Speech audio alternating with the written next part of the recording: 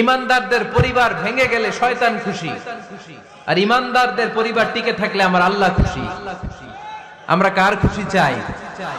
জোরে বলতে হবে, খুশি চাই কার? শয়তান সব সময় চায় ইমানদারদের ফ্যামিলি ভেঙে দিতে। Always he tries his level best to break down the relationship of a mu'min family. একজন ইমানদারের ফ্যামিলি কি করে ব্রেক ডাউন করে দেয়া যায়? যেন ঝগড়াই করব না আমরা। আপনি ঝগড়া করলে ভাবি যেন ঠান্ডা থাকে, ভাবি ঝগড়া শুরু করলে আপনি ঠান্ডা থাকবেন।